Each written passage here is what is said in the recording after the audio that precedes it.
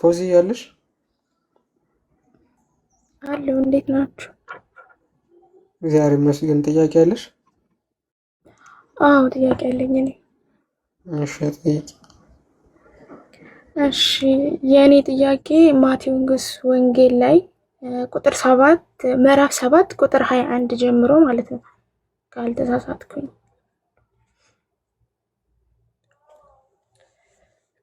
ትከፍትልዋለህ ወይስ ልንገርህ ሀሳቡ? ይኸው ፊት ለፊት ነው። በሰማያት ያለው የአባቴን ፈቃድ የሚያደርግ እንጂ ጌታ ሆይ ጌታ ሆይ የሚልን ሁሉ መንግሥተ ሰማያት የሚገባ አይደለም ይላለሽ። አዎ ከዛ ታች ላይ በስምህ ተአምር አላደረግንም፣ በስምህ አጋንንት አላወጣንም ትላላችሁ። ከዛ እኔ ደግሞ ውሸታሞች ናችሁ ብዬ መሰክርባችኋለሁ ይላልና ይህ እንዴት ነው? እሺ ክፍሉ እያወራ ያለው እንደውም በጣም ጥሩ ጥያቄ ነው የጠየቅሽው። ቴንኪው። ምን ይላል ክፍሉ መሰለሽ? ይሄ ከአንቀጸ ብፁዓን የመጨረሻው ምዕራፍ ነው፣ የተራራ ስብከት ተብሎ የሚታወቀው ማለት ነው። እንግዲያስ ሰዎች ሊያደርጉላቸው የምትወዱትን ሁሉ እናንተ ደግሞ እንዲሁ አድርጉላቸው፣ ሕግም ነቢያትም ይህ ነውና በጠበበው ደጅ ግቡ ይላል። ወደ ጥፋት የሚወስደው ደጅ ሰፊ መንገዱም ትልቅ ነውና ወደ እርሱም የሚገቡት ብዙዎች ናቸው አለ። ይህ አሁን የጠበበው ደጅ ጥቂት ነው፣ በጠባቡ ደጅ ግቡ ካለ በኋላ ያንኛው የጥፋቱ መንገድ ሰፊ እንደሆነና ብዙ ሰዎች እንደሚገቡበት ይናገራል። ወደ ድነት የምትወስደው መንገድ መጥበቧ ብቻ ሳይሆን የሚገቡባትም ጥቂት መሆኗን ካስቀመጠ በኋላ የበግ ለምድ ለብሰው ይላል። የበግ ለምድ ለብሰው ከሚመጡባቸው በውስጣቸው ግን ነጣቂዎች ተኩላዎች ከሆኑ ከሐሰተኞች ምን ይላል እዚህ ጋር ፎዚ? ነቢያትን ተጠንቀቁ። እንደ መጽሐፍ ቅዱስ ትምህርት ሐሰተኛ ነቢይ የሚባለው ምን ሲሆን ነው? ያልተጻፈ ነገር ሲያወራ ከእናንተ እምነት ጋር ተቃርኖ ያለው ነገር ሲያደርግ ማለት ነው። ስለዚህ ቆይ ፎዚ እሱን ላብራራልሽ ነው። ስለዚህ አሁን አንድ ሰው መጥቶ ክርስቶስ ያስተማረው ነገር እሺ የሆነ ሰው መጥቶ ክርስቶስ ያስተማረው ነገር ስህተት ነው ቢል ትክክለኛ ነው ሐሰተኛ ነብይ ነው የሚሆነው? ኦኬ በእናንተ እይታማ ስህተት ነው ብላችሁ ነው የምትቀበሉት? ስለዚህ እንደ መጽሐፍ ቅዱስ ትምህርት መሐመድ ሐሰተኛ ነው ማለት ነው። ከዛ ይቀጥላል። ከፍሬያቸው ታውቋቸዋላችሁ፣ ከእሾህ ወይን ከኩርንችትስ በለስ ይለቀማልን እያለ ይቀጥልና ጭብጡ ምን መሰለሽ ሐሳቡ? ሰው በክርስቶስ ሲያምን መልካም ፍሬ ያፈራል፣ ጽድቅ ይሰጣል፣ ክርስቶስን መስሎ ይገኛል። በክርስቶስ አምናለሁ የሚል የጽድቅ ፍሬ የማያፈራ ሰው ግን ክርስቶስ በምጽአት ቀን አያውቀውም፣ አላውቅህም እለዋለሁ ነው የሚለው። ትክክለኛ የሆነ ትምህርት ነው። የማቴዎስ ወንጌል ምዕራፍ 25 ላይም እንዲሁ ተደግሞ ታገኘዋለሽ። በክርስቶስ የሚያምኑት ሰዎች ናቸው ለፍርድ በግራና በቀኝ የሚቆሙት። ጥቅሱ ላይ የሚለው በእኔ ያላመናችሁ አይደለም፣ እነሱ የሚሉት በስምህ አላወጣንም ወይ ይሉኛል አለ። ከዛ አላቃቸውም ይላል። አሁን እዚህ ጋር እኮ አላመናችሁም አይደለም፣ ጭራሽ እነሱ በስምህ ነው ያሉት፣ አምነው ማለት ነው። ያምናሉ እኮ ፖዚዬ፣ ያምናሉ እኮ ክርስቶስ ዳግም ለፍርድ የሚመጣው ለማያምኑት ሰዎች ሳይሆን ለእኛ ለክርስቲያኖች እኮ ነው። በእኛ መካከል ሊፈርድ እኮ ነው የሚመጣው። ያላመነ ሰውማ ባለማመኑ ምክንያት አሁን ተፈርዶበታል ይላል የዮሐንስ ወንጌል ምዕራፍ 3 ቁጥር 16 ላይ። በክርስቶስ ልጅ ስላላመነ አሁን ተፈርዶበታል ይላል። ለምሳሌ አንቺ በክርስቶስ ስላላመንሽ አሁን ተፈርዶብሻል። የክርስቶስን መምጣት አትጠብቂም፣ የገሃነም ነሽ ማለት ነው።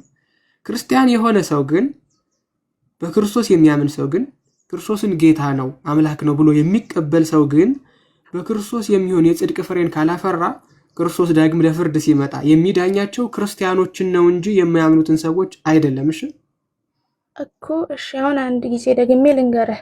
አሁን አንተ በክርስቶስ ታምናለህ፣ ከዛ ምንክና በእሱ ስም ብዙ ነገሮችን አደረግ፣ ተአምርም ምንም እሱ እንደሚለው እዛ ሆነልህ። ከዛ እሱ ደግሞ ውሸታሞች ናችሁ ብዬ መሰክርባችኋለሁ ይላል። እዚህ ጋር መስካሪነቱስ እንዴት ነው? እሱ የሚመሰክረው ለአብ ስለሆነ ማለት ነው። ትክክል። ምክንያቱም የማቴዎስ ወንጌል አሁንም 11 ላይ በሰው ፊት የሚመሰክርልኝን እኔም በሰማያት ባሉ በአባቴ ፊት እመሰክርለታለሁ እኮ ብሏል።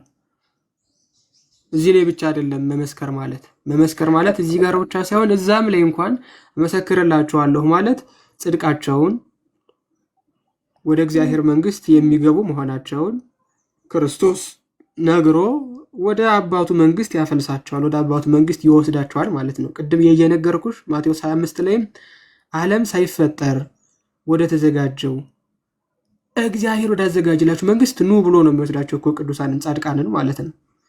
ስለዚህ እዚህ ጋር የማመን ያለማመን ጉዳይ ሳይሆን በክርስቶስ ማመንና ሁለተኛ ደግሞ የጽድቅ የፍሬ ማፍራት ነው። የሚያጸድቀው ክርስቲያንን ማመኑ ብቻ ሳይሆን የጽድቅ ፍሬ ማፍራት ነው። በጣም ግልጽ የሆነ ሀሳብ ነው። ሌላ አንድ ጥያቄ ልጠይቅና ልውረድ። ፎዚ አንዴ ከመጠየቅሽ በፊት ይቅርታ እናተን ዲያቆን ሰላም ለርሶ ይሁን። አንቱ እንዴት ነው የኔታ? ፎዚ እህት አለም የክፍሉ ሀሳብ መሰለሽ?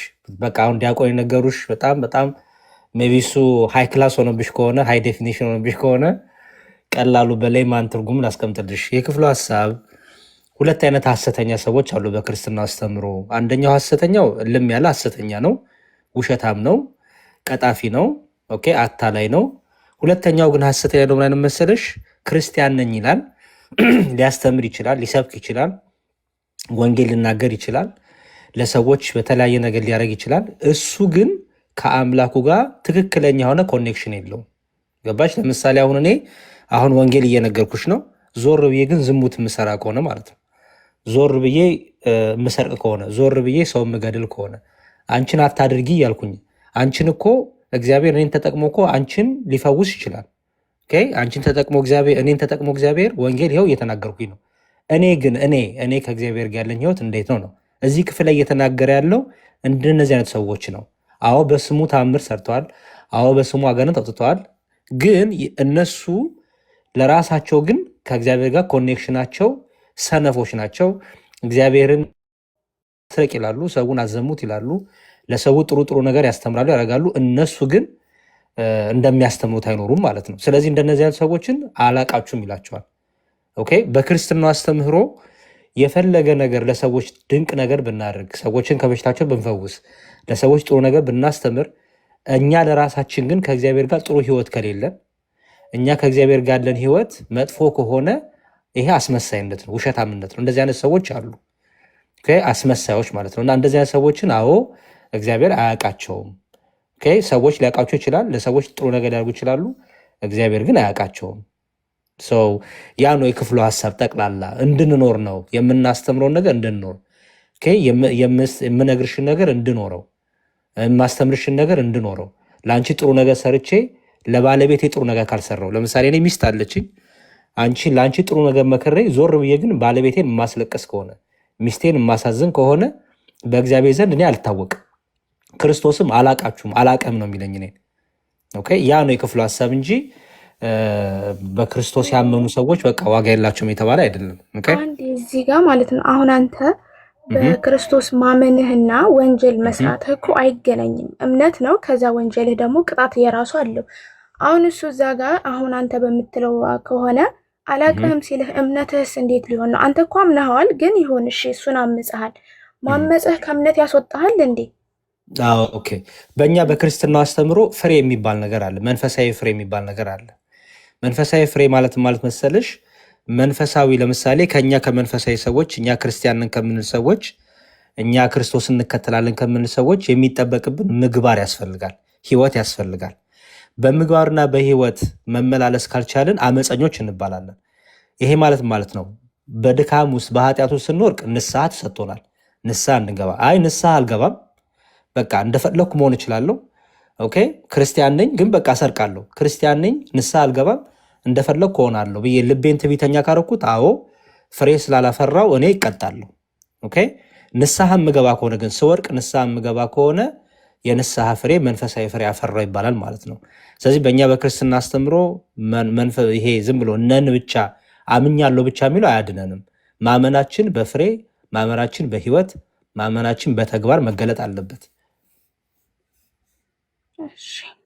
አመሰግናለሁ። ቀጥ ሁለት ጥያቄሽን ጠይቂ። በቃ እንዲያዎችን እንገርሽ ብዬ ነው። ይቅርታ ዲያቆን የኔታ ይማሩኝ ምረውኝ አሉ ኦልሬዲ ለነገሩ። ቀጥ ፎዚ ሁለተኛ ቀጥ ፎዚ። እሺ ሁለተኛ ጥያቄ ደግሞ አሁን መሰለን ክርስቶስ ሲሰቀል አብም ተሰቅሏል አንድ ላይ አብና መንፈስ ቅዱስ። የኔ ጥያቄ ያ ነው። እሺ ሰፋ አድርጌ ልመልስልሽ። ሙስሊሞች ምን የሚል አስተሳሰብ አላቸው?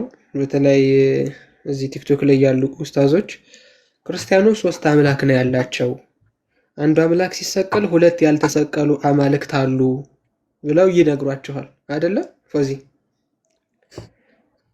አዋይ እኔ ማንበብ ያለው ንገረኝ ዝም ብለህ አንተ። በጣም ጥሩ። አሁን ይሄ ፈጽሞ ስህተት የሆነ ትምህርት ነው።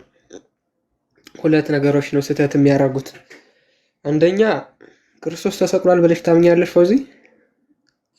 እኔማ አላምንም፣ በአንተ እምነት ነው የምጠይቅሽ። እሺ አንደኛ። ሁለተኛ ክርስቶስ አምላክ ነው ብለሽ ታምኛለሽ? አላምንም። በጣም ጥሩ። ስለዚህ 2 ነገሮችን ነው ገደል የሚከቱት ማለት ነው መምህራኖች እንደዛ ብለው ሲናገሩ።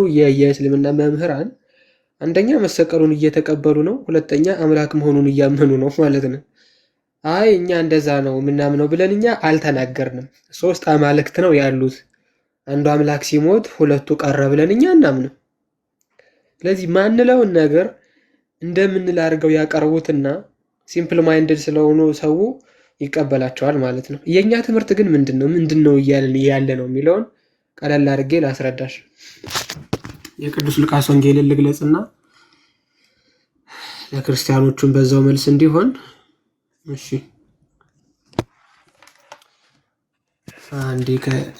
እንዲህ አድርጌ ላስረዳሽ። የሉቃስ ወንጌል ምዕራፍ 1 ነው ይሄ እንደምትመለከተው የሉቃስ ወንጌል ምዕራፍ 1። እሺ ከቁጥር 26 ጀምረሽ አንቺ ታነቢዋለሽ። መልአኩም እንዲህ አላት ይላል። መልአኩም እንዲህ አላት፣ ማርያም ሆይ በእግዚአብሔር ፊት ጸጋ አግኝተሻልና አትፍሪ። እነሆም ትጸንሻለሽ፣ ወንድ ልጅም ትወልጃለሽ፣ ስሙንም ኢየሱስ ትይዋለሽ። እርሱ ታላቅ ይሆናል፣ የልዑል ልጅም ይባላል። ጌታ አምላኩም የዳዊትን የአባቱን ዙፋን ይሰጠዋል እያለ ስለ ልጁ ይናገርና ከዛ ቀጥሎ ግን ምን ይላል? መልአኩ መልሶ እንዲህ አላ፣ ወንድ ስለማላውቅ ይህ እንዴት ይሆናል ብለው ነው። ከወንድ ስለማልገናኝ እንዴት ልጅ ሊኖረኝ ይችላል ብላ ጠየቀች። ይህንን ጥያቄ ተመሳሳይ ጥያቄ ሱረቱል መርየም ላይ ታገኘዋለሽ። ከቁጥር 17 ጀምረሽ ብትመለከቺ ቁርአኑ ላይ ማለት ነው። ወንድ ያልነካኝ ሰውን እንዴት ለኔ ልጅ ይኖረኛል ብላ ትጠይቃለች አይደለ? እሺ ይህንኑ ጥያቄ አላህም ጠይቆታል። ለኔ ሚስት የሌለኝ ሲሆን እንዴት ልጅ ይኖረኛል ብሎ ጠይቋል አይደለ? አላህ ምዕራፍ 601 ላይ እዚህ ጋር እንደ ይቅርታና ማለት ኤልሳ የምትባለው ሴትዮ ትንሽ ዝም ማለት ትችላለች። እኔ እስኪሄድ ታች ኮሜንት ላይ ወላሂ በጣም ነው ሀሳቤን የምትሰርቀው። ቀጥላል። ኤልሳ አትጻፊላት ረፊ። አላህም ጠይቋል አይደለ ፎዚዬ ይህንን ጥያቄ። እሺ አሁን ልብ ብለሽ እንድታዳምጪኝ ይፈልጋለሁ። አላህም ሚስት ሳይኖረው ልጅ የማይኖረው ከሆነ መርየምም ባል ሳይኖራት ልጅ የማይኖራት ከሆነ ከሁለቱ ችሎ ያሳየ ማን ነው? ምኑ መውለዷን ነው? ያለ ባል ያለ ሚስት ወልዶ ያሳየ ማን ነው? ለምሳሌ መርየም ባል ሳይኖረኝ እንዴት ልጅ ይኖረኛል ብላ ጠይቃለች አይደለ? አዎ። አላህም ደግሞ ሚስት ሳይኖረኝ እንዴት ልጅ ይኖረኛል ብሎ ጠይቋል አይደለ? አይገናኝም እሱ። እሺ ጭራሽ የማይገናኝ ነገር ነው ግን እሺ ቀጥል። በደንብ ነው የሚገናኘው። ሁለቱም ፓርትነር ሳይኖረን ሷሂባ ሳይኖረኝ አልወልድም አለ። እሷም ደግሞ ወንድ የማያውቀኝ ሲሆን እንዴት ልጅ ይኖረኛል ብላ ጠየቀች። ሁለቱም አይደለ? እሺ ይሁን ቀጥልሽ። ግን አሁን እኔ ጥያቄን ተረድተዋል? መጀመሪያ ልቀጥልልሽ። በቃ ወንድ ስለማላውቅ ይህ እንዴት ይሆናል አለችው። ይሄን ኮፒ ተደርጎ እንደተወሰደ እንድታውቂ ስለፈለኩ ነው። መልአኩም መልሶ እንዲህ አላት ይላል። አሁን በጣም አቴንሽን መስጠት ያለብሽ እዚህ ጋር ነው። መልአኩም መልሶ እንዲህ አላት፣ መንፈስ ቅዱስ በአንቺ ላይ ይመጣል አለ። ማን ነው የሚመጣው ፎዚዬ? መንፈስ ቅዱስ። እሺ በጣም ጥሩ። የልዑል ኃይል ይጸልልሻል ይላል። ልዑል የሚባለው ማን ነው? ፈጣሪ ነው። ፈጣሪ፣ ትክክል፣ ወይም እግዚአብሔር። ስለዚህ ደግሞ አለ አየሹ፣ ከአንቺ የሚወለደው ቅዱስ የእግዚአብሔር ልጅ ይባላል አለ። አሁን ከእሷ የሚወለደው ልዑሉ ነው ቅዱስ መንፈሱ ነው ወይስ የእግዚአብሔር ልጅ ነው ከእርሷ የሚወለደው? ልጁ ቴንኪው። ሁለት ነገሮችን ተረዳሽ። መጀመሪያ ሥላሴ መጽሐፍ ቅዱሳዊ ለመሆኑ፣ ሁለተኛ ከድንግል ማርያም የተወለደው መንፈስ ቅዱስ ሳይሆን አብ ሳይሆን የእግዚአብሔር ልጅ ማን እንደሆነ ከአንቺ የሚወለደው ይላል። አየሽው? ቀጥታ ከአንቺ የሚወለደው እዚህ ጋር ታላቁ የእግዚአብሔር ልጅ ሲሰቀል እግዚአብሔርም አብሮ ይሰቀላል ነው እኮ። እሱን እኮ ላስረዳሽ ነው። ከአንቺ የሚወለደው ቅዱስ የእግዚአብሔር ልጅ ይባላል። ስለዚህ ከእርሷ የሚወለደው የእግዚአብሔር ልጅ ነው፣ ቅዱስ መንፈሱ ነው ወይስ አብ ነው? ከእርሷ የሚወለደው ማን ነው? ወዚህ ማን ነው የሚወለደው ከድንግል? ልጁ አልከኩ። በጣም ጥሩ። ስለዚህ የሚሰቀለው ማን ነው?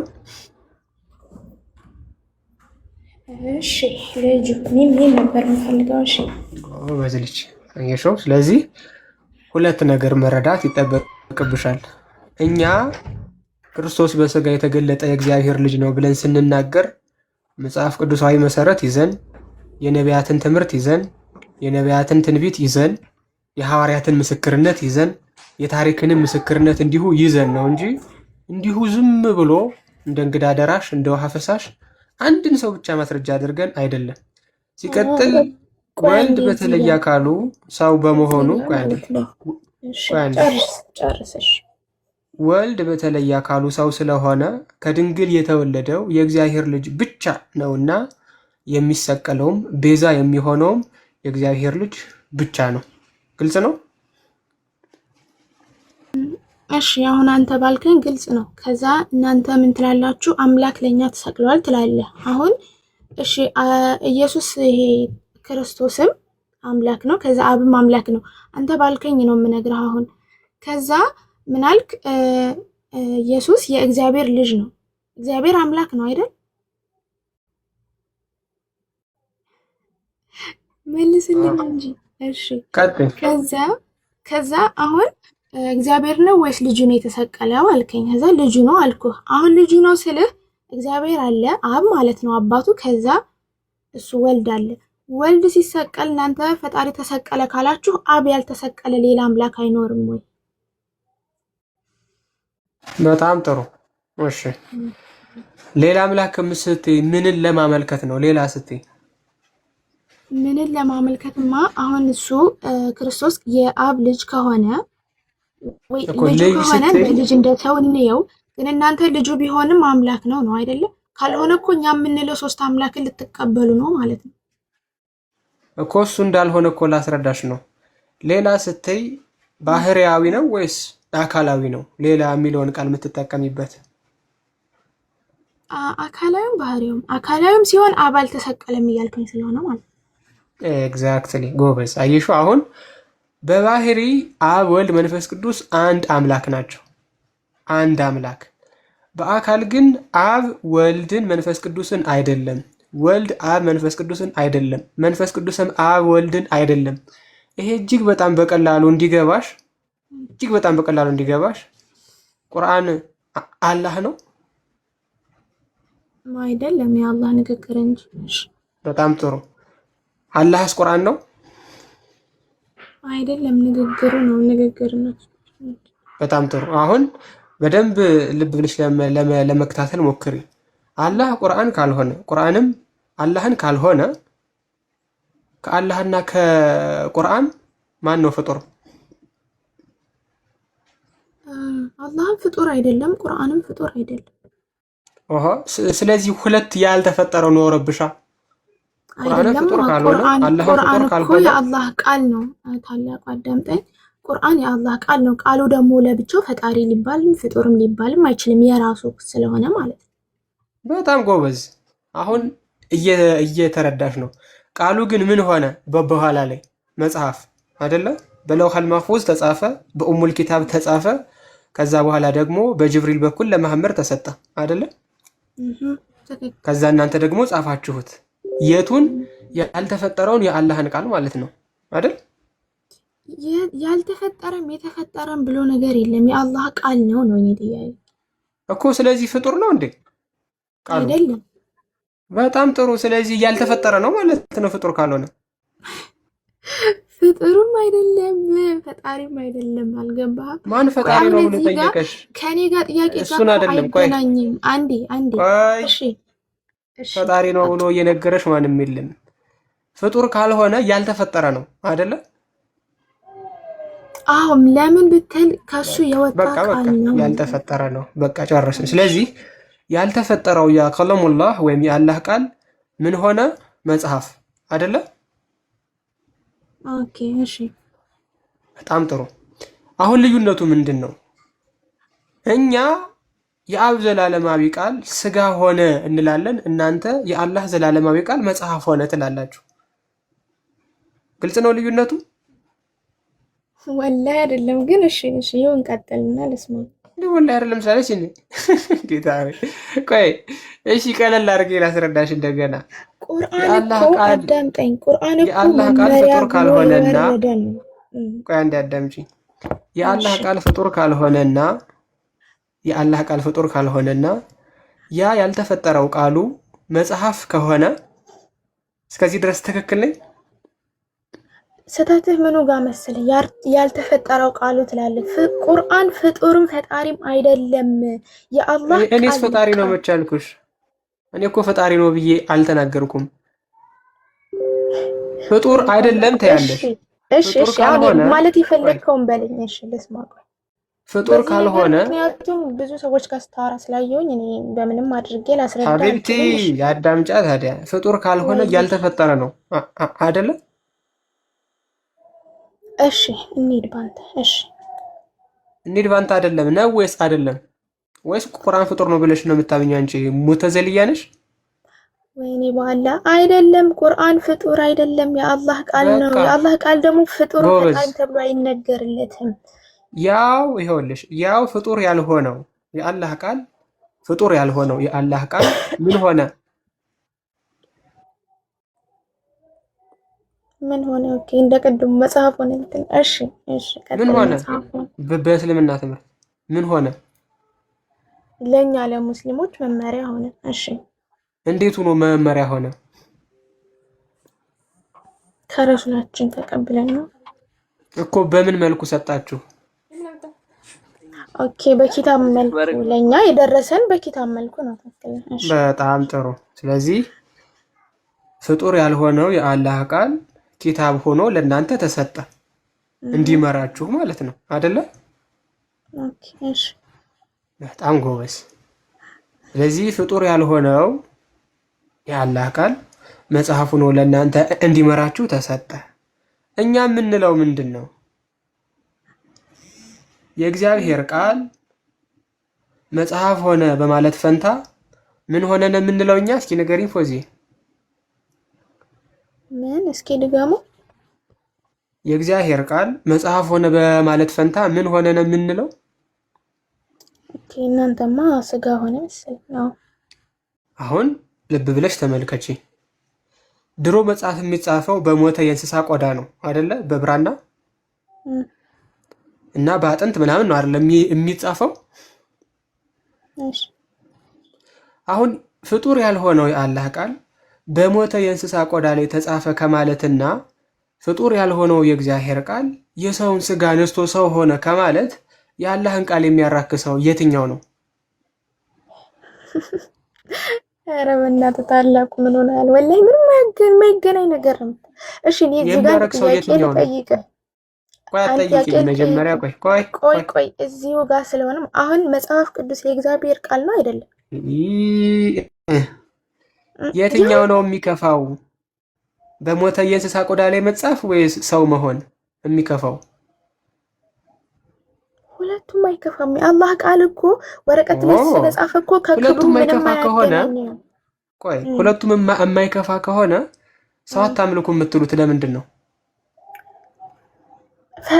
እሱ ፍጡር ነው። ከሰማኝ ኢየሱስ ፍጡር ነው። የአላህ ቃል ፍጡር ነው አይደለም? የአላህ ቃል ፍጡር ካልሆነ የእግዚአብሔር ቃል እንዴት ፍጡር ሊሆን ይችላል? እንዴ ሰው ሆኖ መጥቶ የለ እንዴ?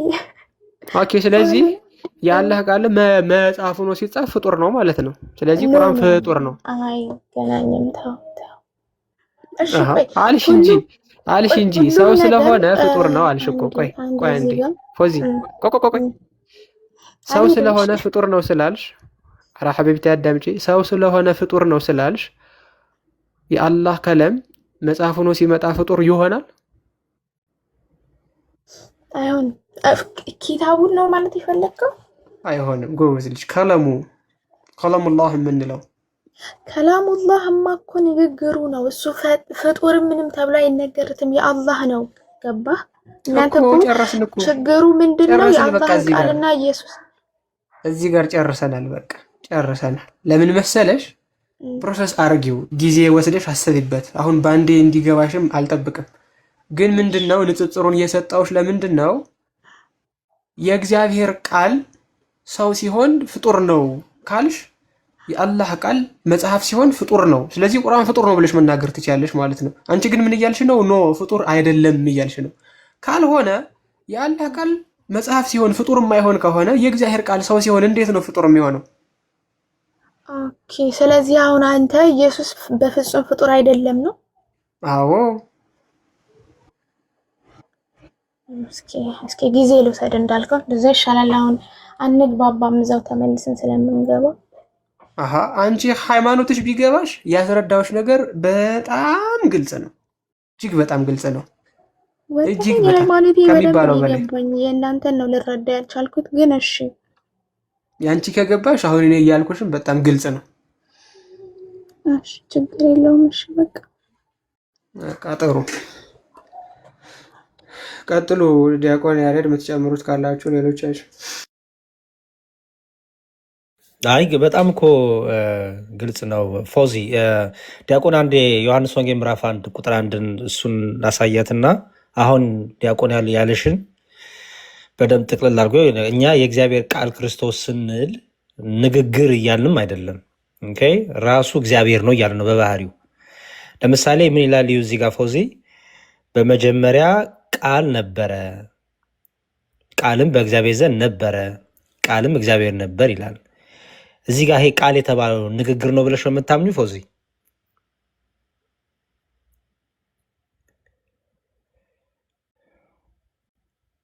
አለሽ ወይስ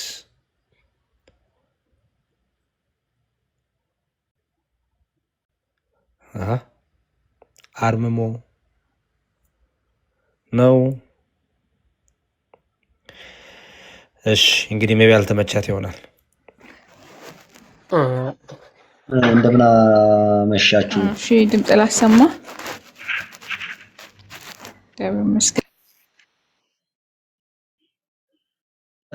ሜቢ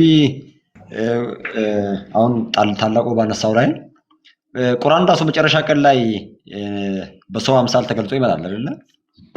እነሱም ራሱ አሁን ሜቢ ይሄ በመጽሐፍ ያኛው በእንትን ግራ የሚገባት ከሆነ ቁርአኑ ራሱ በመጨረሻ ቀን ላይ በገረጣ ሰው አምሳል ሆኖ ይመጣል። አንድ እሱ። ሁለተኛ ደግሞ ስለ ክርስቶስ ብዙ ጊዜ ሙስሊሞች ምኑን ነው የሚለቅሙት? እኛ እናምንበታለን አናፍርበትም። ግን ይሄ ስለ ስጋነቱ የተነገረውን ክርስቶስ ከአብ እንደመወለዱ ወይም ደግሞ ከአብ እንደመውጣቱ የአብ ልጅ ወይም ደግሞ የእግዚአብሔር ልጅ ተብሎ እንደሚነገር እንደዚሁም ደግሞ ከድንግል ማርያም በዘመን ፍጻሜ ከድንግል ማርያም ደግሞ ሲወለድ የሰው ልጅ ተብሎ ተነግሯል። የእግዚአብሔር ልጅ የሰው ልጅ ተብሎ ይጠራል እና ስለ ሰው ልጅነቱ የተነገረውን ክፍሎች ነው ከውስጡ ለቅሞ የሚመስሉትና በዚህ ነው ብዙ ጊዜ ግራ የሚጋቡት። አሁን ታላቁ ባነሳው ላይ ወደዛም ብንወስደው ያላን ቃል ፍጡር አይደለም ብሎ የሚናገሩ ከሆነ ማለት ቁርአንን ማለት ነው። ቁርአን ያላ ቃል ብሎ ስለሚያምኑ ያ ቁርአን ፍጡር ያልሆነው ያ ቁርአን ፍጡር አይደለም የሚልም ስላለ ሐዲስ ላይ ያ ቁርአን ፍጡር ያልሆነው ቀለሙ ነው ወይስ ወረቀቱ ነው ወይስ በአፕሊኬሽን ሲሰራ ሶፍትዌሩ ነው ፍጡር ያልሆነው ወይስ መልእክቱ ነው ወይስ ድምጸቱ ነው ወይስ ፊደሎቹ ነው ፍጡር ያልሆኑት? አሁን በደፈናው ፍጡር አይደለም ሲባል ሰው ታይፕ የሚያደርገው በማሽን ነው ወይስ ኬሚካል ተቀይጦ ነው ከለር የተፈጠረውና ያንን መመለስ ከቻሉ በትክክል መመለስ ከቻሉ ነገረ ክርስቶስ በር ይከፍትላቸዋል ለመረዳት ማለት ነው። ሜቢ ሐሳቤን ተረዳችሁ ከሆነ ቃሉ ፍጡር አይደለም የተጻፈበት መጽሐፉ ቀለሙ ምኑ ግን ፍጡር ነው ካሉ፣ ስለዚህ አሁን አንድ ሰው ቁርአንን በእጁ ይዞ ይሄ እኮ ወረቀት ነው እያለ ቢውል አይ ቃሉ እኮ ፍጡር አይደለም፣ ቃሉ እኮ ወረቀት አይደለም ብሎ ያስረዳሉ። ስለዚህ እኛም ክርስቶስ ፍጹም ሰው አምላክነትን እናምናለን። አንድ ሰው ክርስቶስ በስጋ እንደመጣ የማያምን ከሆነ እሱ የክርስቶስ ተቃዋሚ ነው የሌለ ዮሐንስ መልእክት ላይ ምዕራፍ 4 ላይ። ስለዚህ እኛ ክርስቶስ ፍጹም ሰውነቱንም እናምናለን፣ ፍጹም አምላክነቱንም እናምናለን። እንደ አምላክነቱ ከአብ ጋር እኩል መሆኑን እናምናለን። በስጋነቱ ደግሞ የዕብራውያን ምዕራፍ 2 ላይ እንደሚናገረው የአብርሃምን ዘር ይዟል፣ የመላእክትን ስላልሆነ ፍጹም ሰውነቱን እናምናለን። ሰውነት ስንል ያው ከድንግል ማርያም የወሰደውን ስጋ እና ደም ማለት ነው። ቴንኪዩ እንዳላዘመባችሁ። ሰላም፣ እንዴት ናችሁ? እንዴት ቆያችሁ? እግዚአብሔር ይመስገን። እሙ ኢዘዲን ነው።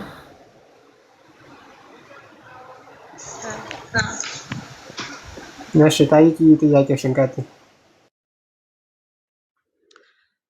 አሁን ባልከው ላይ ከቁርአን ጋርና ኢየሱስ ክርስቶስን እያገናኘ ነበርና እንዴት ነው እኛ የምንለው የአላህ ባህሪ ነው፣ ቁርአን የምንለው የአላህ ባህሪ ነው እንጂ ፍጡር ነው ፈጣሪ ነው አንልም። ስለዚህ ኢየሱስ ክርስቶስን በቁርአን በዚህ ስቴፕ ነው የምትረዳው አንተ?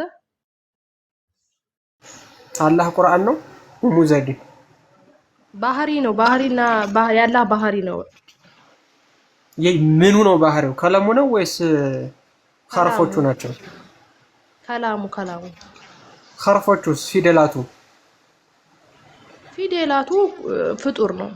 ሐርፉ ነው يعني ቃሉን እኮ ነው በፈለከው ቋንቋ። አሁን ቁርአኑን በፈለከው ቋንቋ ብትጽፈውም ፍጡር ነው የምትጽፈው ነገር፣ ወረቀት ላይ የሚያልፈው ነገር ፍጡር ነው። ግን ከላሙ በጣም ጥሩ ባህሪ ነው። በጣም ጥሩ። ስለዚህ ዛሬ ቁርአንን ባቃጥረው ምኑን ነው ማቃጥለው? እዛ ላይ ወረቀቱ ላይ ከላሙ አላህ እንዴ ከለሙ እንዴት ነው የሚኖረው? ከለሙ የአላህ ባህሪ ነው እኮ አልሽኝ። የአላህ ባህሪ በወረቀት ይጻፋል ማለት ነው? እንዴት ነው የማይጻፈው? ያንተ ጽሁፉማ ነው እኛ የምንረዳው እንድንረዳ ጎበዝ ልጅ። እና እኔ ምን አጠፋው? የአላህ ባህሪ ወረቀት ላይ ተጻፈ፣ ወረቀት ሆነ ነው እያልኩሽ ያለሁት እኮ። አዎ የሰው ልጆች እንድንረዳ ዘንድ በወረቀት ላይ ሰፍሮልናል። ያ ግን ቴንኪው እሙ ያልኩት ይሄንን ነው። እኔም ቅድም አሁን ልብ ብለሽ እንድታዳምጪ እፈልጋለሁ። የአላህ ባህሪ የሆነው ያ ዘላለማዊው የአላህ ቃሉ ምን ሆነ እሙ? ወረቀት ላይ አረፈ። ቴንኪው።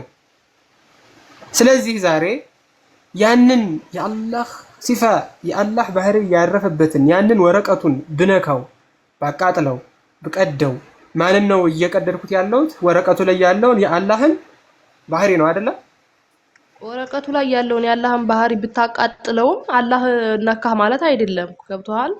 አላህ ከላሙ አላህ ጋር አለ። ኖርማሊ ወረቀቱ ላይ ብናሰፍረው ለኛ መረዳት እንጂ ወረቀቱ ጋር ያለውን ብታቃጥለውም አላህ ጋር ከላሙ አይቀየርም አለ። ኦኬ። ግን የኔን ጥያቄ በደንብ ልብ አድርገሽ ስሚ። እዛ ወረቀት ላይ የተጻፈው የአላህ ባህሪ የሆነው ከለሙ ነው አይደለ? ነው አይደለ? ከላሙ ቢሆንም ከአላህ ጋር የሚቀርበት ጉድለት የለም። ለኛ መረጃ ወረቀት የለም። እኔ የቀረበት ምናምን ሳይሆን ጥያቄ እኔ እኮ ጥያቄ እኮ ሰው አይደለም። እዛ ወረቀት ላይ ሐርፉን ነው የምታቃጥለው። አንተ ስታቃጥለው ቁርአኑን መቃጠሉን ታየው። ወረቀቱ ላይ ያለው ያልተፈጠረው የአላህ ሲፋ የሆነው ባህሪው የሆነው ቃሉ ነው አይደለ? አዎ። ታዲያ ምንድነው ጥፋቴ ነው? አንተ ታላነበብኩ ቁርአኑ በራሱ እኮ አይነበብም። አንተ ስታነበው ያኔ ያላህን ከላም ነው የምታነበው። እሱን ሳይሆን ምልሽ የሰጠሁት ንጽጽር ምንድን ነበረ? የሰጠሁሽ ሎጂክ ምንድን ነበረ? ያልተፈጠረው የአላህ ቃል ቆይ ያልተፈጠረው የአላህ ቃል እስሜ ሐቢቢ አዳምጪ። ያልተፈጠረው የአላህ ቃል በወረቀት ተጽፎ በወረቀት የሚገለጥ ከሆነ የአላህ ሲፋ የሆነው የአላህ ባህሪ የሆነው ያልተፈጠረው ያ ከለሙ ቃሉ በወረቀት ተጽፎ የሚገለጥ ከሆነ የእግዚአብሔር ዘላለማዊ ቃል የሆነው ሞኖጌኔስቴዎስ የምንለው እርሱ በስጋ ተገልጦ ቢታይ ምኑ ነው አልገባችሁም የሚለው ነው። ምኑ ነው ችግሩ? አምላክ ነው አልከዋ። የባህሪ ልጁ እኮ አይደለም ያልከው አምላክ ነው ራሱ ስላልክ ነው። እኛ እኮ ቁርአን አምላክ ማለት ነው። ኦኬ በጣም ጥሩ። ስለዚህ ይሄንኛው ገብቶሻል ማለት ነው። ሎጂኩ ገብቶሻል ማለት ነው አይደለም? የባህሪ ኢየሱስ እኮ የባህሪ ልጅ ነው እኮ ይገባናል፣ እንረዳለን። ግን አምላክ ነው የሚለው ስትሄድ አምላክ ነው ራሱ እግዚአብሔር ያወጣው ቃል እንዴት ነው መልሶ ራሱ ነው የወጣው ብለህ ለማለት ይረዳ ስጋ ሆነ። እሱንማ ላስረዳሽ። በመጀመሪያ ቃል ነበር። ቆይ እሺ እኔ በመረጃው ድንገርና አንተ እሺ ቀጥሽ ቀጥ በመጀመሪያ ቃል ነበር። ቃል ነው ቀዳሚው ወይስ አብ ነው ቀዳሚው? ኦኬ ጥያቄ ሸይ ነው።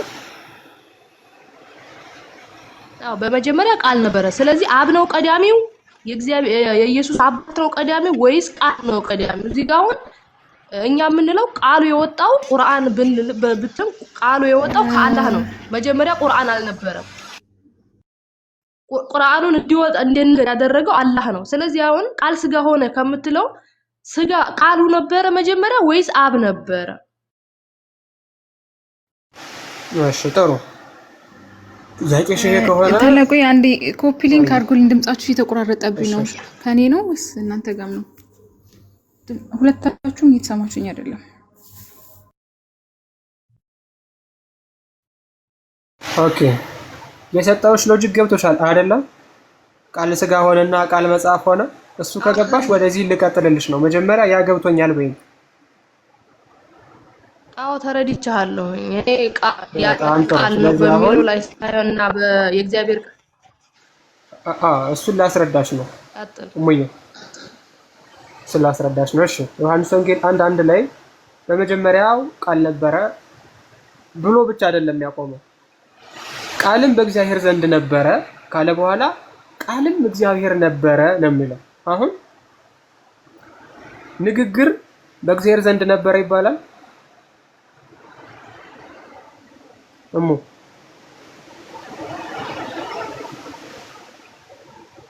ይሄ ምን አይነቱ ቃል ነው? አሁን ቃል በእግዚአብሔር ዘንድ ነበረ ሲል ምን አይነት ለማለት ፈልጎ ነው? አስረዳኝ እኮ። እሱን እኮ ላሳይሽ ስለፈለኩኝ ነው። በእግዚአብሔር ዘንድ ነበረ የሚባልለት ምን አይነት ቃል ነው እኮ? ማንኛውም ቃል ዓለም ሳይፈጠር ቃል ሁሉ ያኔ ዓለም ሳይፈጠር ለምሳሌ ዓለምን ለመፍጠር የነበረው ቃል በሱ ጋር ነበረ። ቀውልና ከሊማ ላይ በአረብኛ ራሱ ቀውል ምንድነው? አረበኛውን ይችላል ብዬ አይደለም የገባሁት። ቀውል አላልኩም። ቃል በመጀመሪያ እኮ አይደለም ቃልና ንግግር እንዲገባሽ ነው እሙ። ቃልና ንግግር ይለያያል። ቃል ወይም ከሊማ ሐሳብ መልእክት ንግግሩንማ ባህሪ ነው አልኩህ እኮ። የአላህ ቁርአን እኮ ባህሪው ነው ያልኩህ። ባህሪው ነው። አዳምጪኝ ላስረዳሽ ነው። አላህ አዑዙ ቢልመሲህ ኢነላህ ረጂም። አዳምጪኝ። አንተ አዑዙ ቢልመሲህ ራስህን እኮ ነው አዑዙ ቢልመሲህ እያልሽ ነው። ተመስገን መሲሁ አላህ መሆኑን እየመሰከርሽ ነው። እሺ አሁን ልብ እንድትያ ያስፈልግሻል። አዑዙ ቢልመሲህ ያልከው አዑዙ ቢልመሲህ ኢነላህ ረጂም ነው እያልኩ ያለሁት። አሁን ይሄን ታየውና እኔ እያልኩሽ ያለሁት ነገር ምንድነው? ቀውልና ከሊማ ይለያያል። ቀውል ንግግር ሲሆን ከሊማ ግን ሐሳብ መልእክት ነው። ከሊማ 3 አይነት ነው። ዝርው አለ፣ አካላዊ አለ። ዝርው በሚለው ስር የእግዚአብሔር ቃል ለመላእክት ማነው ለነቢያት የሚሄድበት አለ። ለምሳሌ ማንኛውንም የነብይ መጽሐፍ ከፍተሽ ብትመለከች የእግዚአብሔር ቃል ወደ እኔ እንዲህ ሲል መጣ ሲል ታገኛለሽ አይደለ እሙ? አሁን የእግዚአብሔር ቃል ወደ እኔ እንዲህ ሲል መጣ የሚለው ያ ክርስቶስ ራሱ መጣ ማለት አይደለም። ቦርፎሪኮን የሚባል ቃል ደግሞ አለ። ምንድነው? መገለጥ ነው። ያ ቃል የሚባለው ሐሳብ፣ መልእክት፣ ሎጎስ እውቀት ማለት ስለሆነ የእግዚአብሔር መገለጥ ወደ እኔ መጣ ማለት ነው። ሁለተኛው ቃል እኔና አንቺ የምንነጋገረው ቃል ነው። ቃል የሚለው ነገር በደንብ እንዲገባሽ ደግሞ ለምሳሌ ድምጽና ቃል ይለያያል ወይስ ተመሳሳይ ነው እሙ? ድምጽና ቃል ማድሪ እንጃ አስረዳኝ። እሺ ድምጽ የቃል ተሸካሚ ነው። ቃል ደግሞ በድምጽ እያደረ ወደ ጆሮ የሚደርስ ከልቡናሽ የሚዋሃድ ማለት ነው። ይሄ ነገር በደንብ እንዲገባሽ አሁን እኔ ያለ ድምጽ የቃሌን ትሰሚዋለሽ አልሰማም። ሁለቱም አንድ ነው። በጣም ቴንኪው። ስለዚህ ቃል የምንለው ድምፁን ሳይሆን በድምፁ ተሸካሚነት የሚመጣው ሀሳብ የሚመጣው መልእክት ማለት ነው አይደለ?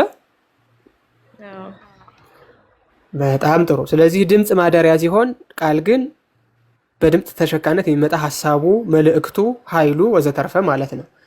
ሁለተኛው እንድትረጅ የሚፈልገው ንግግር ነው። ሰው ቃል ሳያወጣ ይነጋገራል ወይስ አይነጋገርም? እሙ ንግግር አይነጋገርም። ይነጋገራል። የምልክት ቋንቋ ምንድን ነው? ድምፅ ሳያወጣ። አዎ። ኦኬ እሺ።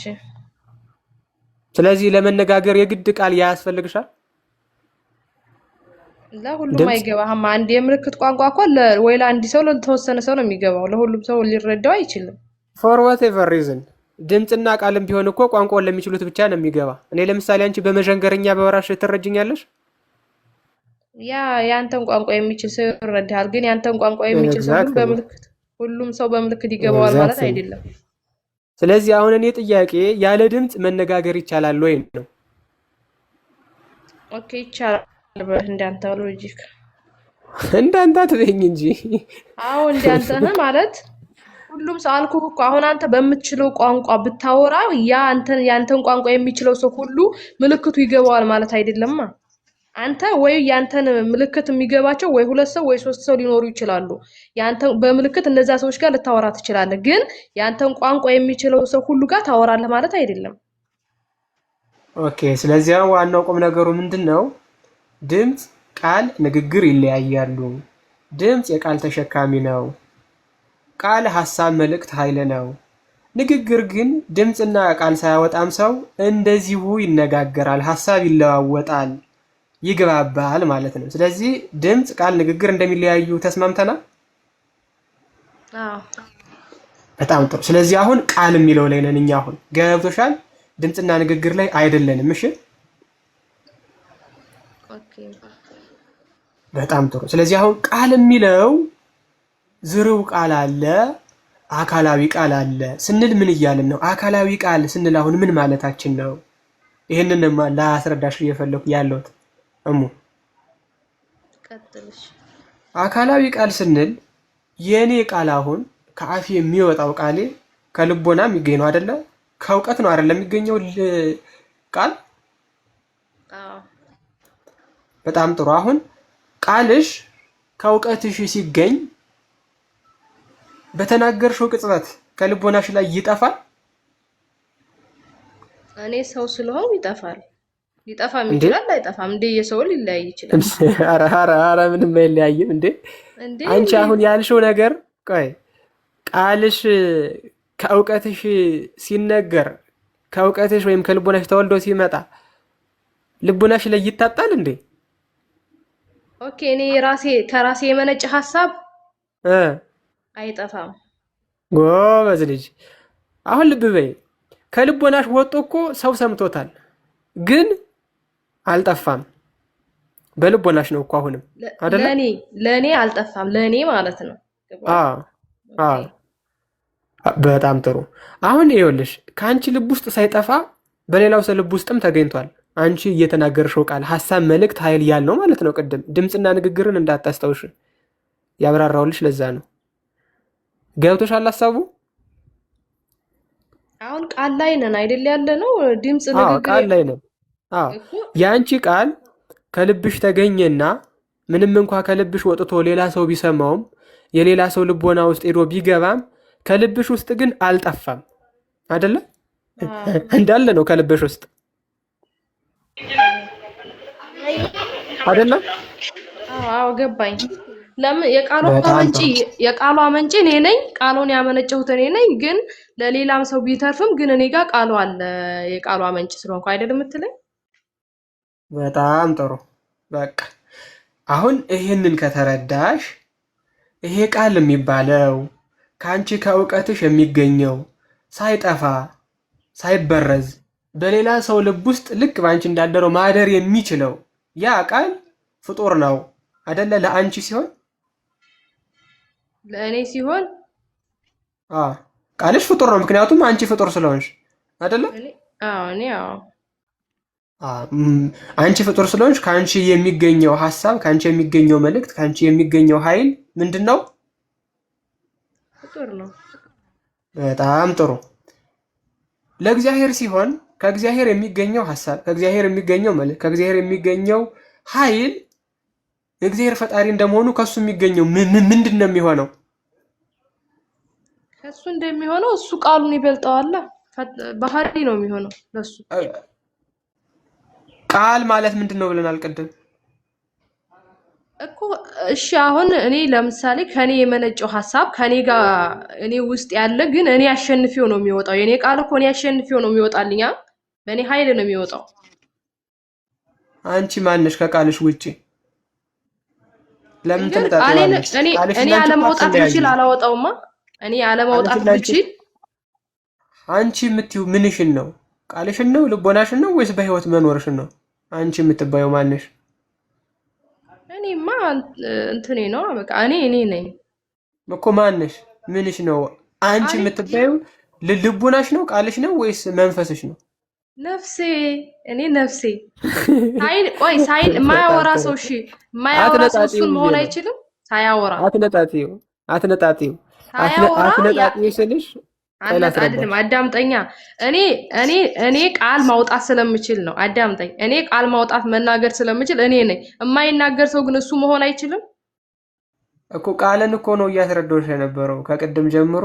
ይኸውልሽ ቃል ብለን ስንናገር ዝረው አለ ማለት ሐሳቡ መልእክቱ አካላዊ ያልሆነለት ማለታችን ነው። ልክ እንደ ፍጡራን ማለት ነው። ያንቺ ሐሳብ፣ ያንቺ መልእክት፣ ያንቺ ኃይል፣ አንቺ ፍጡር ስለሆንሽ ከአንቺ የሚገኘው ምን ይሆናል?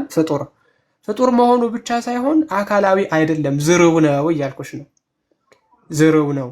ታዲያ ወልድ ወይም ክርስቶስ የእግዚአብሔር ቃል ነውና አካላዊ ነው ስንል ምን እያልን ነው? የአብ ጥበቡ፣ የአብ ኃይሉ፣ የአብ እጁ የሚባለው ወልድ አካላዊነቱ ነው። ከአብ የተወለደው ያ ዘላለማዊው ልደት ወልድ የምንለው በኩነቱ ልክ ያንቺ ኃይል ምናምን ልክ እንዳለው ማለት ነው። ነገር ግን ከአንቺ ተከፍሎ ምንም እንኳ ቢገኝ አካላዊ ሳይሆን ስለቀረ ምን ብለነዋል? ዝሮ አይደለ? ወይም ምን ብሎ የተዘራ ማለት ነው አይደለ? ልክ እንደዛ ለእግዚአብሔር ግን ወልድ ብለን ስንናገርለት ያ አካላዊ ወልድ የአብ ኃይሉ፣ የአብ ጥበቡ፣ የአብ እውቀቱ፣ የአብ እጁ ነው እያልን ነው። ቃል ስንል ወይም ሎጎስ ስንል የሚያመለክተው ይህንን ነው። በንግግርና በድምፀት አትረዱት ነው። አልገባሽም? አሁን ኦኬ። የአብ ማለት ልጁ የአብ እጅ ወይም ኃይሉ ነው እያልክ ነው። ኃይሉ ጥበቡ፣ አዎ ክርስቶስ ነው። ኦኬ። ያለ ኃይል ምንም ነገር እንደማይሰራ ሁሉ ስለዚህ ኢየሱስ ሳይረዳው አብ ምንም መስራት አይችልም። መረዳዳትን ማን ይዞት መጣ? ለምን ትነጣጤዋለሽ? በልብሽና በቃልሽ በአንቺ በፍጡሯ እንኳን መለየት ከሌለ መሬት ላይ ነበር። ለምሳሌ ቆይ ልረዳ ወንድ አይደለም። ቆይ አንቺ በጣም የሆነ ስግጥ ያለ ምድራዊ ሀሳብ ይዘሽ ትመጫለሽ። እኔ እንዳንተ ለመረዳቴን አይደለማ ማየት ያለብን። ልንገርሽ፣ ወልድ መሬት ላይ እያለ እሺ፣ ኃይሉን ማን ነበር የሚጠቀምለት? ለአብ። አር ዩ ሲሪየስ? እየተረዳሽው ይሄንን ነው? አንተ እኔ እኮ ስገባ የነበረው ቁርአንና የወልድ እኩልነትን አድርገህ እያስረዳህ ስለነበር ነው ልጅቷን የገባሁት እንጂ እዚህ ሁሉ እንትን ውስጥ ልገባ አልነበረም የገባው። አይ ጀግናይቱ። እሺ ቅድም ምን ብዬሽ ነበረ? ቃል ከአንቺ እንኳን ተወልዶ ሌላ ጋር እንኳን ቢሄድ ከአንቺ አይታጣም እኮ ተባብለናል አይደለ? እና እኔ የምወልደው ልጅ እኔ ነኝ። እኔ ልጅ በወልድ ድመት ነው እንዴ የምትወልጂው አንቺ? ምንድን ነው የምትወልጂው? ውሻ ነው የምትወልጂው አንቺ? ሰው አይደለም የምትወልጂው? ኧረ በፈጣሪ! ኧረ እዚሁ ይመቻችሁ። ድመት ነው የምትወልደው መሰለኝ።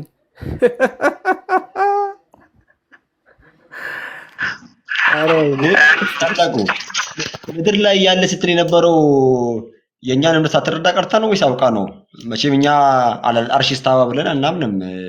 የሆነ ከአርሽ በላይ የሆነ ቦታ ነው ያለው ብለን አምላካችን ብለን እናምንም። እግዚአብሔር በምድርም በሰማይም አለ። ክርስቶስ በመካከለኛ ምስራቅ ላይ ያኔ በተገለጸ በስጋ ሲገለጥ ከይሁዳ ወደ ገሊላ ሄደ ምናምን ሲባል በስጋ ስለተገለጠ በስጋ ያው እኛ የምናየው በስጋ አንድ ቦታ ስላለ ነው። እንጂ በባህሪው ክርስቶስ በሰማይ የለም እንዴ? ያስቀድሞ ሌላ ቦታ የለም እንዴ? ማለት በቦታ እኛ ገድበን እናምናለን አናምንም? ወይ ወጣችና ደግሞ ሌላው ቁርአን የአላህ ባህሪ ነው አለችና ግን አላህ ባህሪ ነው ይበልጠዋል አለች።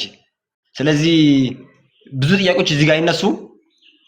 ቁርአን የአላህ ባህሪ ነው አለች። እሺ ግን ደግሞ አላህ ቁርአንን ይበልጠዋል፣ ስለዚህ ባህሪው ይበልጣል፣ ይለያያሉ አለችና ቀድሞ የመጣው አላህ ነው፣ ባህሪው በኋላ ነው የመጣው። ስለዚህ አላህ ላይ የተጨመሩ ባህሪያቶች አሉ ማለት ነው።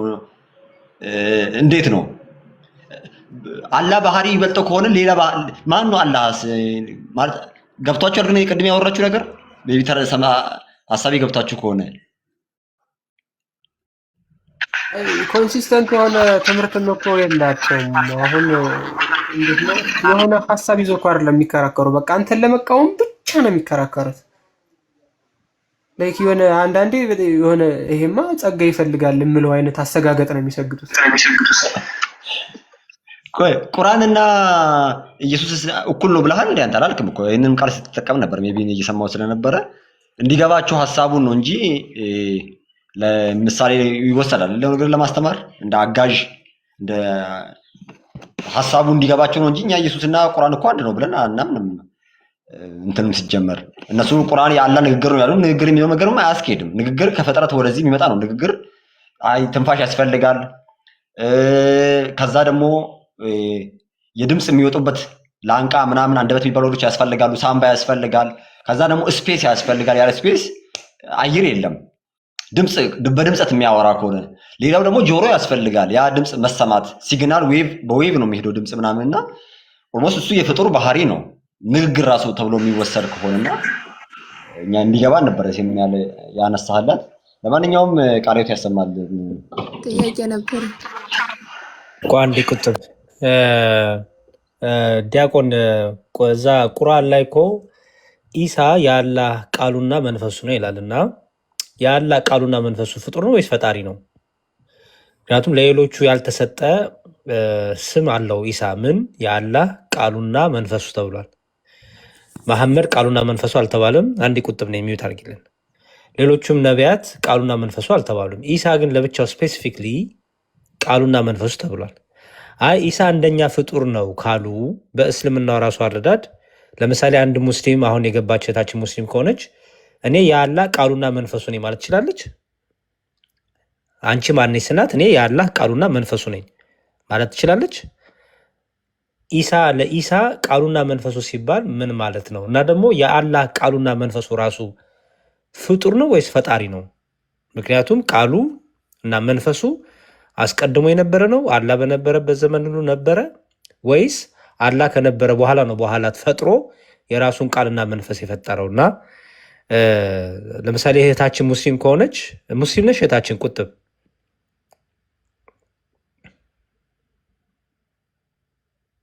ቁጥብ ሚዩት ላይ ነሽ አይገስ። እሺ ጥያቄ ማለት ነው የእናንተ መጽሐፍ ከየት ነው የመጣው? መጽሐፋችሁ ከየት ነው የመጣው? አንዴ ኧረ አንዴ እባክሽ ቁጥብ እህቴ ሙስሊም ነሽ? ለምን እንደምትወርጂው እንዴ? ከገባሽ በኋላ ለወርድ ነው ገስት ገብተሽ ለወርድ ነው ብሎ ነገር አለ እንዴ? አለሽ አይደለ? ሙስሊም ነሽ? እሺ አንቺ የአላህ ቃሉና መንፈሱ ነሽ? አይ እኔ ጥያቄ አልጠይቅ ነው እንጂ ስለኔ ልጠይቁኝ የገባው ስለ እናንተ ልጠይቅ ነው እንጂ። እኔ ደግሞ ስለ አንቺ ማወቅ ፈለግኩኝ። ለምን ስለ አንቺ ማወቅ የፈለግኩት? ስለ አንቺ ማወቅ የፈለግኩት ለምንድን ነው? አንደኛ ኢሳ ፍጡር ነው ስለምትሉ ኢሳ ግን ፍጡር እንዳልሆነ ራሱ ቁርአኑ ስለሚያመለክት ማለት ነው። ምክንያቱም ኢሳ የአላህ ቃልና መንፈስ ተብሏል እና የአላህ ቃልና መንፈስ ነሽ ወይ አንቺ? እኔ ፍጡር ነኝ እኔና ኢሳ እኩል ነን ካልሽ፣ በመፈጠር እኩል ነን ካልሽ አንቺ የአላህ ቃልና መንፈስ ነሽ? ላ እኔ የማውቀው እስካሁን ድረስ ኢየሱስ ሰው ነው። ኢየሱስ ክርስቶስና ኢሳ የተለያዩ ናቸው። እኔ ስለ ኢሳ የጠየኩሽ ስለ ቁርአኑ ኢሳ ነው። ጠይባውን ቁርአን ያለ ቃል ነው ንገሩኝና ለው ያኔ መጽሐፋችሁ ማን የጻፈው ማን ያወረደው ንገሩኝና ልጣ። ኧረ እባክሽ ቁጥብ ኧረ ተይ ግን ተይ። በቃቻውን ጉያት እኔ ቁርአን መጽሐፋችሁ ከየት ነው የመጣው ነው ጥያቄ። እሺ ዲያቆን ቀጥል። ቁጥብዬ ደህና ነሽ አይደለ? ቁጥባለሽ? ይሰማል?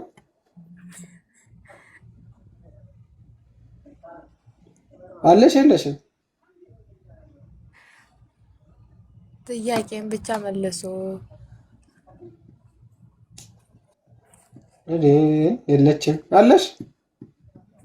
እኮ ዲያቆን አይሰማህም ወይስ? አይ የዝምታ ምዕራፍ እየቀራች ነው።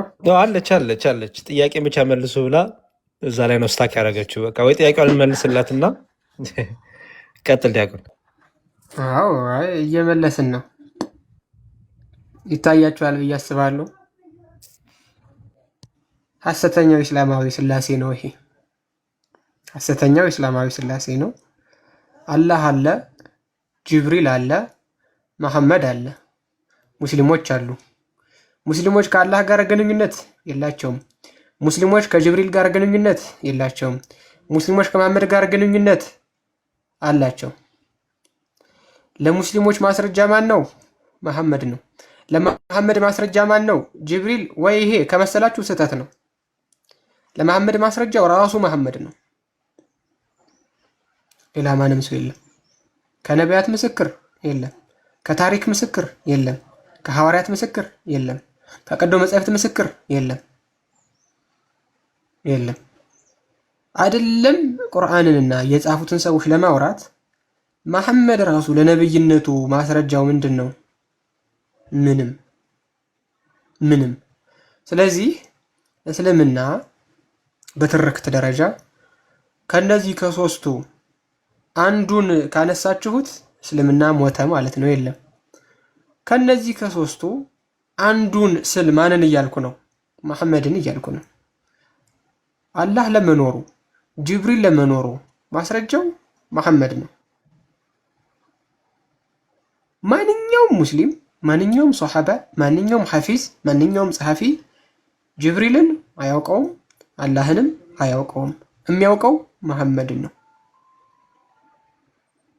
መሐመድ ጅብሪል ተገለጠልኝ ላለው ምስክሩ ማን ነው?